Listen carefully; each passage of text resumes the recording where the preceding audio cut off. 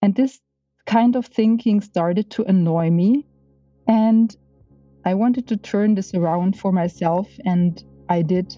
Then I started to talk to other people, telling them, hey, I have this thing. I feel really crazy. We haven't been together really. Why does it take me so long? And turned out a lot of people have this. Rain Podcast. Hi, I'm Nova Lorraine, and welcome to another season of the award-nominated Unleash Your Supernova podcast. As you know, Unleash Your Supernova is about exploring through storytelling and sharing tips, hacks, and words of wisdom from the most amazing talents from around the globe. And today, we have an author and fashion entrepreneur, Mirjam Grupp, who has authored a book about relationships, but not just any book about relationships, a book that helps you get over that crush. Remember, all of us have gone through this, that crush that that you've never had a relationship with.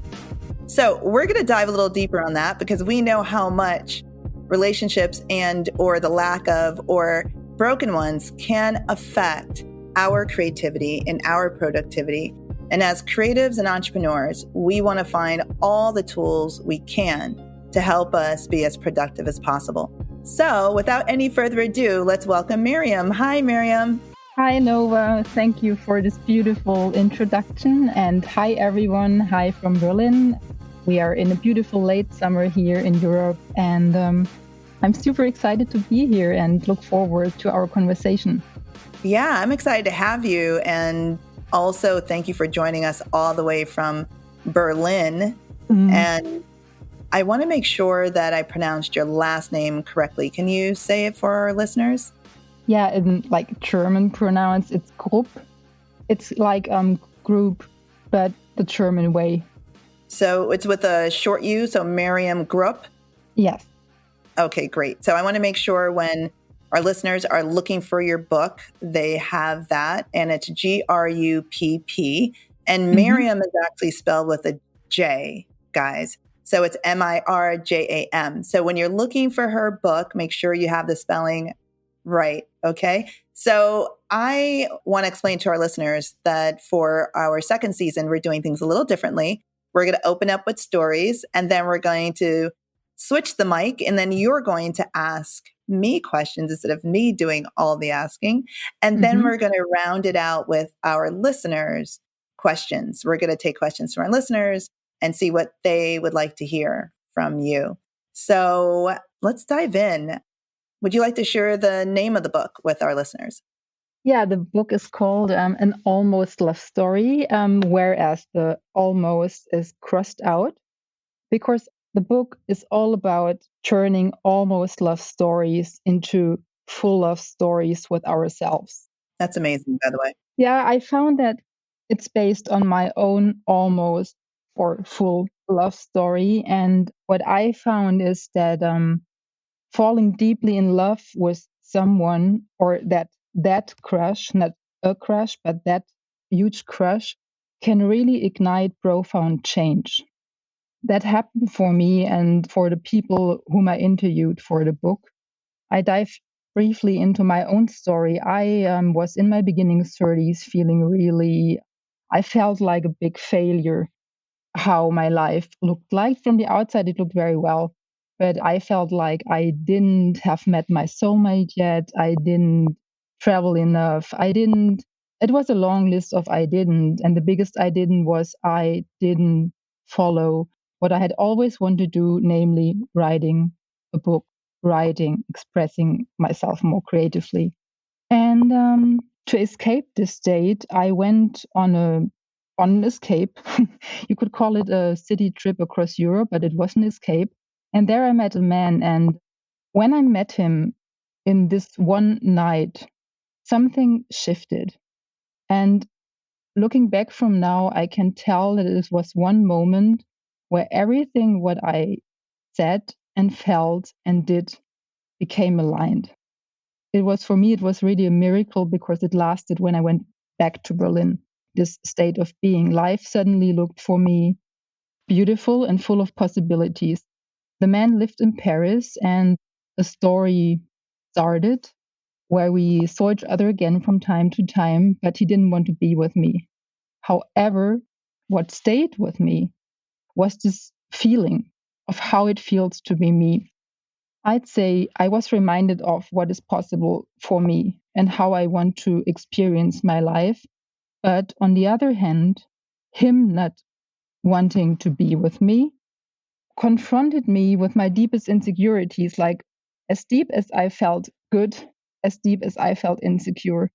And so I started to, because I wanted to be with him, I started to work on these insecurities or what I didn't like about myself, thinking that then he would want to be with me.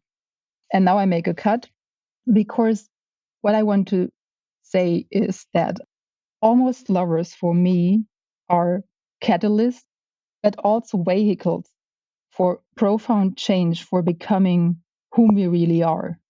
And that inspired me to, when I was, this is from hindsight, you always know more from hindsight.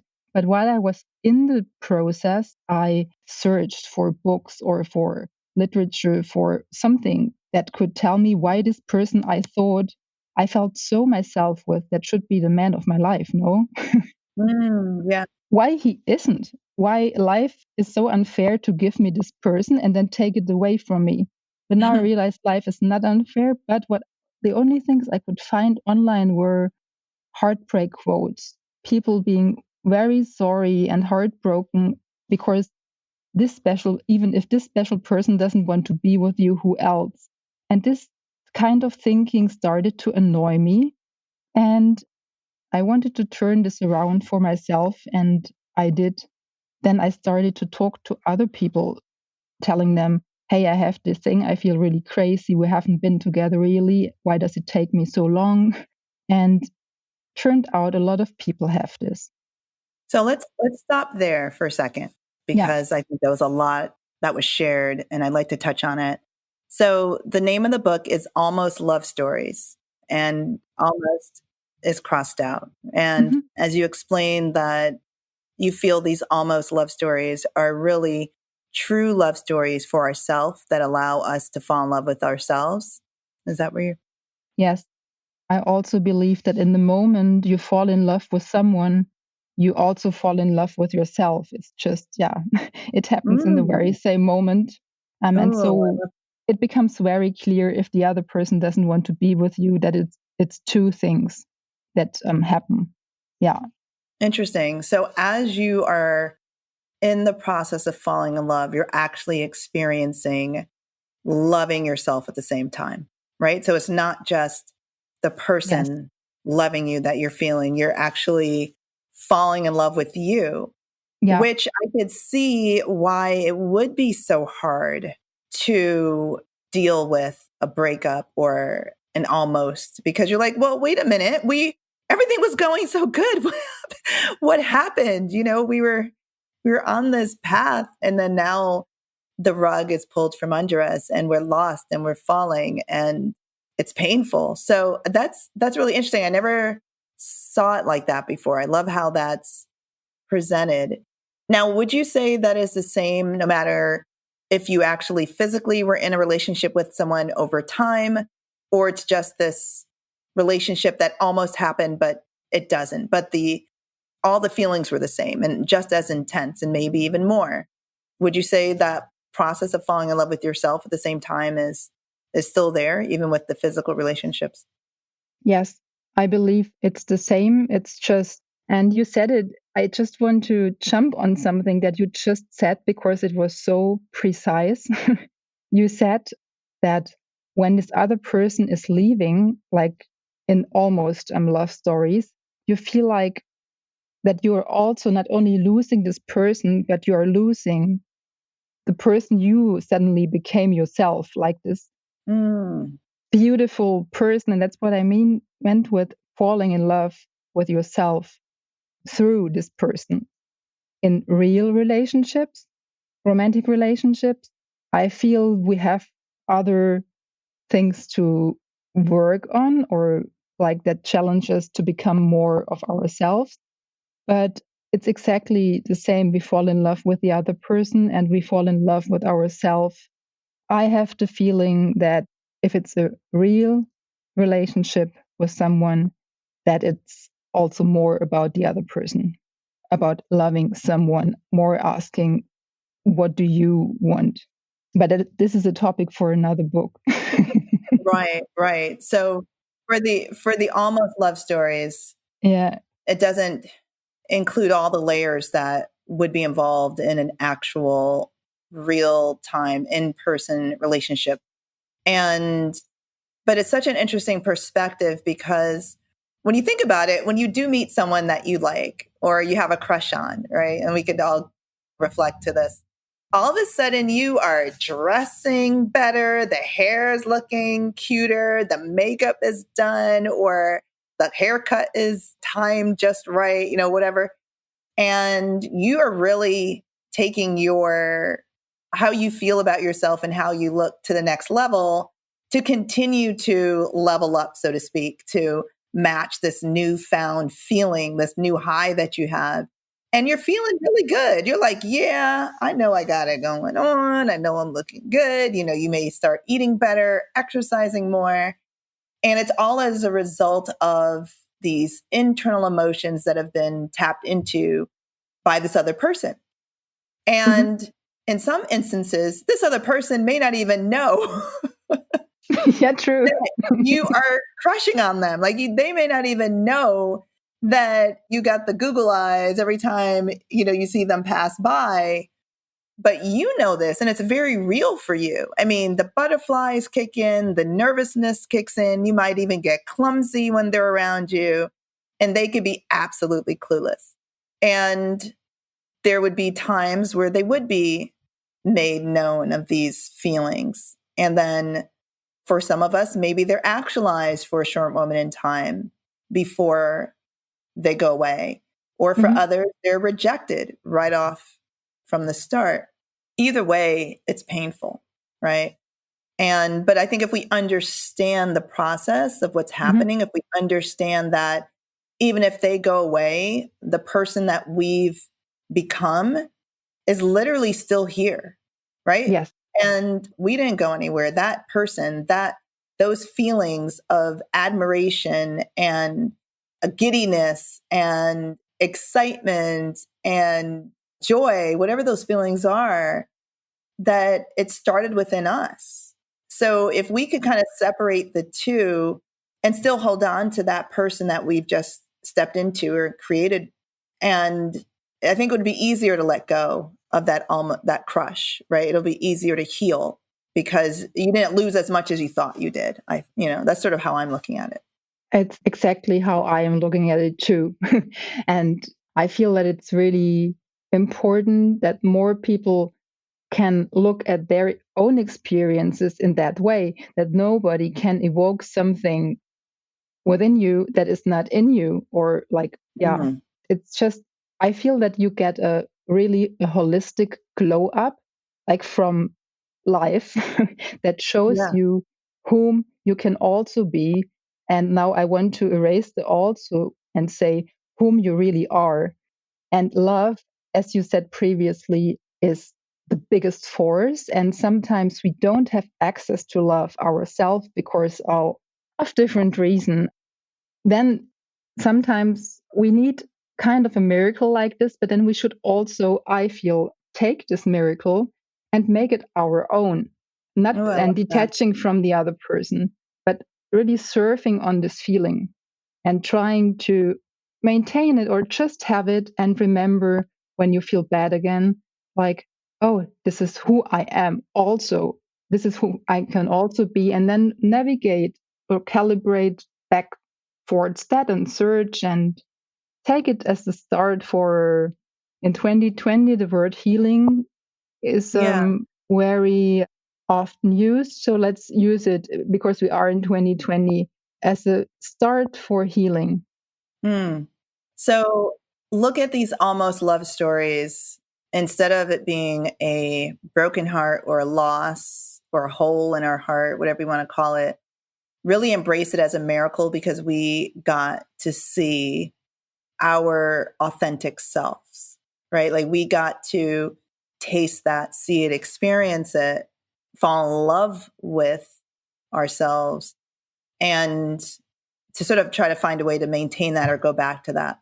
When I came across the book and the summary, I first was thinking, well, my show really isn't about relationships. So then I said, wait a minute, relationships are really the foundation of everything we're doing. And as you mentioned, love is, in my opinion, the most powerful force that we have access to.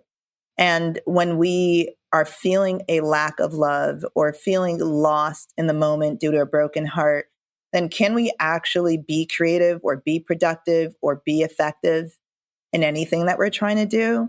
And so I love the fact that your book is a guide to help us get through these moments. It's a toolkit, so to speak, on how to embrace this new you, or the new you that was always in you, how to get back to that space and how to view this experience as a miracle. I mean, I don't think I ever would have called it that before our conversation, because I clearly remember my early heartbreaks. I mean, I still to this day remember who broke my heart and like, and so, but I just love this new way of seeing the purpose of those experiences and those relationships and the almost. Because maybe at the end of the day, if it was really meant to be, it wouldn't have been an almost, right? People come into our lives for a reason, even if they're wrapped up in the version of a possible romantic relationship or crush. Yeah, I so agree with you. I thought I was writing a book for women, but I don't like too much to write alone and be isolated. So I work here in Berlin in a big co-working space for startups. And it's really interesting because in the coffee breaks, we sit down together and ask, what are you doing? What are you doing? And the super interesting thing for me was that a lot of men could relate. A lot of men said, I have a woman like this too. And this is even more interesting, a lot of them became entrepreneurs because of this woman.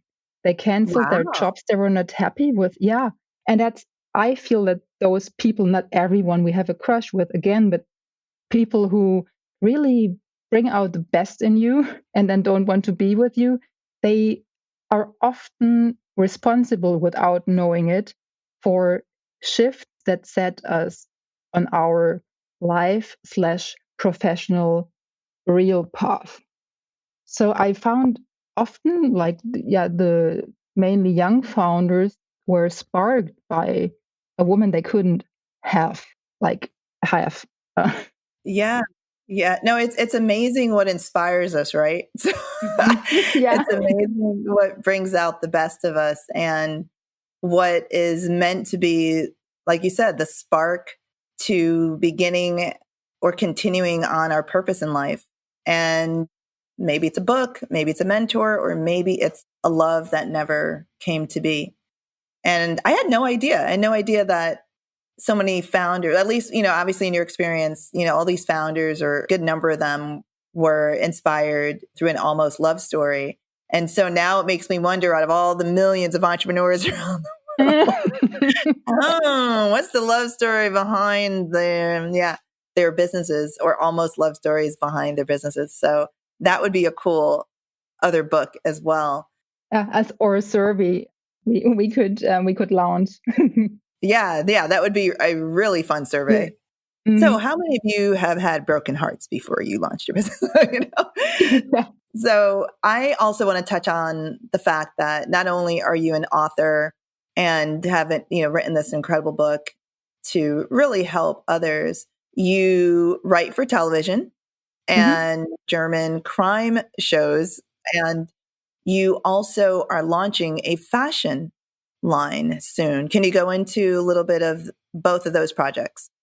Yes. So the crime series, I'm writing crime series since 10 years now, and I love that because my professor at Film University once said that police officers are the vehicles that help us to explore worlds that we would not have without them. I adopted his view. It made so much sense for me because it's what they do for me. And I rather tell love stories. I explore why people kill each other. I would say that's my niche here. So love stories within crime stories. Yeah, love stories Okay. gone wrong. Love stories gone wrong. Yeah, so many do. Yeah. Uh-huh. Okay. And then the fashion line. And the fashion is born out of that I'm a double writer and I love to touch things. And so it's called Wearable Poetry. And also I consider it as writing on clothes. So smart. Yeah, what I do is not producing new clothes because I'm not a fashion designer as you are. And by the way, I love your dress codes and I'd love to ask a question after Yeah. about them. Yeah. Well, what I do is I use existing clothes, preferably knitwear because I love knitwear, and I stitch feelings in the form of like gestures or of words on them, and all with the same purpose to make us feel warm and better and help that we can de-armor our heart. Oh, Yeah. yeah. So clothing that disarms, de-armors or disarms? Sometimes I'm German, sometimes I invent English words that don't even that not really exist. Right. I get what you're trying to say. I get the symbolism and the meaning of what you're trying to say. And I Yeah. love how you're using clothes mixed with poetry that can also add to this love story we should be having with ourselves. And I guess I don't know, I guess my takeaway from this is we do focus so much on the love we have for others, where it really does start with ourselves. And these crushes and these almost are a way for us to get access, I guess, or be aware of how wonderful we really are. So that perspective is just, I just love it. So I hope You said others it are, so beautifully. I hope others are taking away something too, like what I'm taking away. So now we're going to get to the part of the show where now I'm flipping the script. You have control of the mic. You get to ask me some questions, and then we'll move into questions from our listeners. Great. So I just jump in because I looked through your work and I really fell in love with your dress codes. So for the listener, Nova, at the beginning of your career, right? Like you came up with these beautiful dress codes that remind of Asian. They are Asian inspired. Am I right with the fabric? Yeah.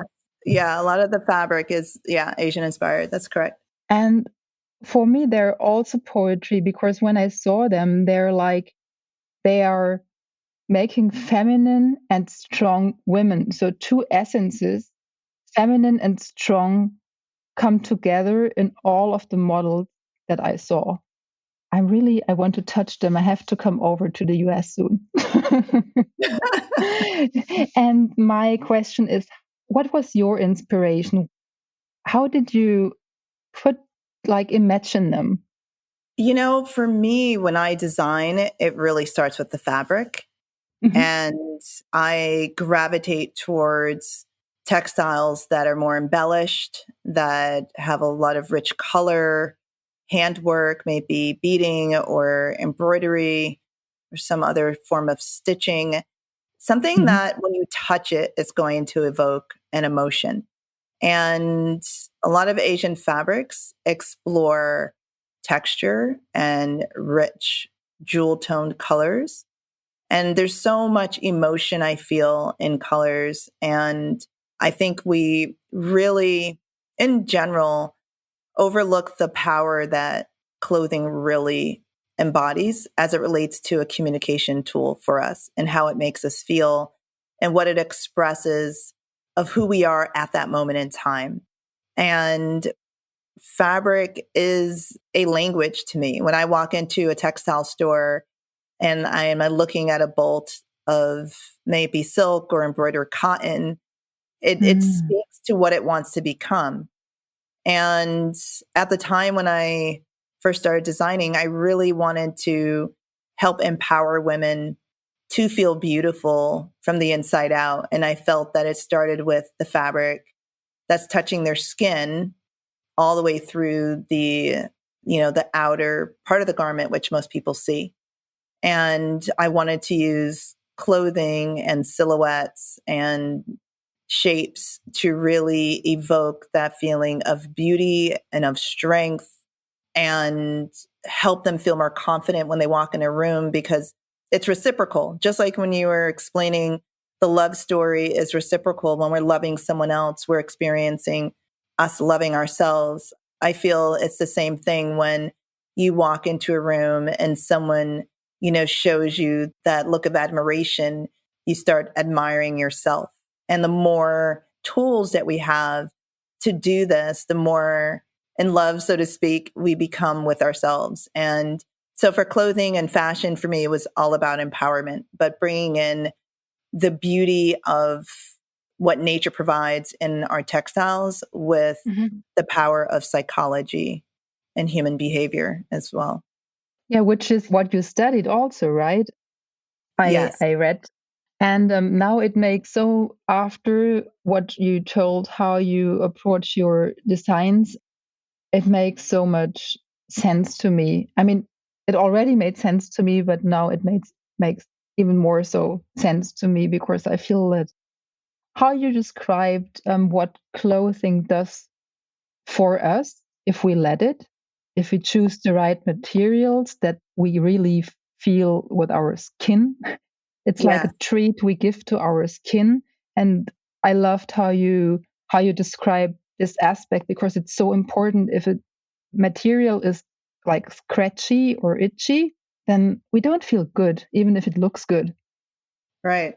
No, it's so true. I mean, if we're uncomfortable in how it's fitting us, even, right? We're fidgeting around, our mood might change versus wearing something that is handmade or, from this very beautiful textured fabric. It changes how we feel and how we express ourselves. And I love to pay attention to those details when I'm designing and incorporate that, and not just look at trends when I design, but really create pieces that are coming from within. Hmm. And even just on a picture, and not like seeing them, being able to see them at the moment in real, this transfers. I'm really in love with them. You look them all up, guys. They're so beautiful. Oh, thank you. I really appreciate that. I do.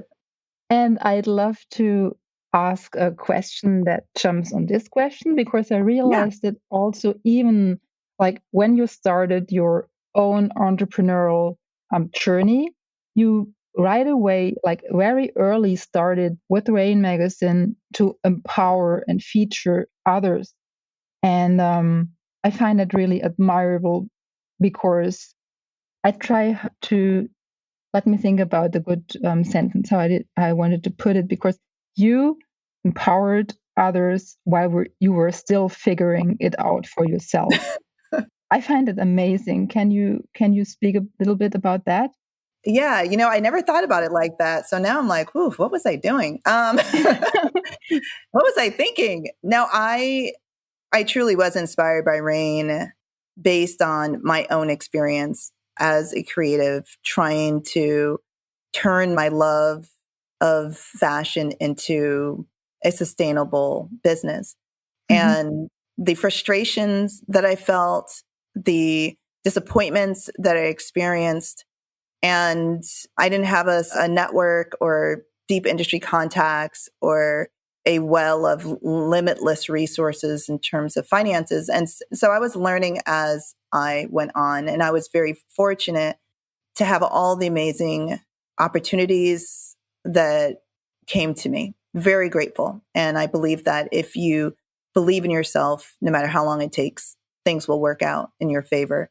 Mhm. And about 5 years into running my fashion company and several children later, I had the aha moment of how I was going to bring my early training in psychology and desire to help people together with my love of fashion. And I used the confidence I had with my design aesthetic and my vision of how I saw the world with my love of storytelling. And I knew just enough about writing to feel like I could actually start a magazine with no experience. So, ignorance is bliss. But I think because I did enjoy writing, I did enjoy talking to people, I had a true love and curiosity for their stories, a genuine desire to help them, coming from a place of understanding because I was also on that journey, just made it even more imperative for me to launch Rain. And it was something that I never doubted, even though I didn't come from the publishing space or knew much about media from that sense. But I did know that there was something that was needed in the market to truly be committed to individuals that had a gift and a passion and wanted to change the world through those gifts. And all I thought I needed to do was, to get their stories out there, may it be through imagery or the written word, and everything else would follow. And so Mm. again, when I come up with ideas, I don't spend a lot of time trying to make sense out of them, or I just wouldn't do it or wouldn't do them because it made no sense for me to launch Rain. I was, at the time I did, I just had my fourth, I opened a store. I was still designing. I knew nothing about taking a magazine from start to finish. I knew some about editing and working for a publishing company, but that was just prior to launching Rain. So I was using my gifts with my passion and my belief that it was something that needed to be done. And I thought that I could do it. So, but if I was spending too much time thinking, I'm still trying to figure this out myself, I probably wouldn't have done it. So for those of you that are listening, if you believe in something, don't let your lack of experience or knowledge stop you. Just take the time to seek out what you need to know and surround yourself with amazing people, and it will happen. Yes, I agree. And don't waste time to think it over too much, just as Nova said, because it takes up a lot of time, worthless, useless thinking. The impulse is most often right. Right. Because we could literally talk ourselves in and out of anything. So just Yeah. go with that gut feeling. But no, I agree. No, thank you for asking that question. I want to make sure we have time to get to some of our listeners' questions. So I'm going to take the mic back, if you don't Mhm. mind. Thank you very much. Yeah, no, thank you for those questions, actually. So I'm like, I've never thought about that before. So that was really good. That was a nice exercise for me, actually. So I have a question from a listener that says, what does letting go of a past relationship or crush look like to you?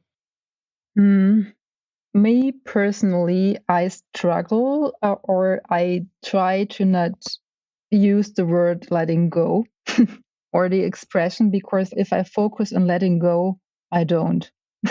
I hold on. Mm, So for me, it's rather a process of when I know that there is no chance there's no future with this other person, then I live in a constant place of lack because I'm lacking to be with this person. And what I try to create then is a life that looks good for me and full and rich, to build it up until my longing for this other person is outweighed my new life. Because I feel that lacking someone and living a full life can't coexist. And it happens on the way. For me, it's not only with crushes, it's also with other things, with like friendships or things that don't work out in business. I also have to let go of this. We all have to. yeah, if you fixate on the action of letting go, then you're always going to be in that constant state of limbo. Yeah. And that's a really good point to make, because I think that's where a lot of people stay for a very long time until they find new inspiration and move forward. So even just changing our words, I think is a powerful way to heal and move forward. So that's something that's easy to do, right? Just change the words and that will help speed things along. I have another question. This is from Razak. He wants to know, when would you recommend someone reading this book? For example, would it be appropriate for a teenage boy who just got rejected, or a woman in her 20s or 30s who just broke up with a longtime partner? Who would this book mean the most to? I feel like the person who grabs it because it's drawn to it. Speaking of whom is it mainly for? It's for people, as we talked before. I was aiming for women, I'd say between 18 and 70. If I should Seven zero, right? Yeah, should put an age range, then it's for women who fell in love with someone and thought this is the love of my life, but who can't be with this person because this other person doesn't want to be with them. That's important to phrase it like that. And who want to use this opportunity to dive deeper into whom they can also be, or as we said before, as whom they really are, and use this process to get rid of all that is hindering them to live fully themselves.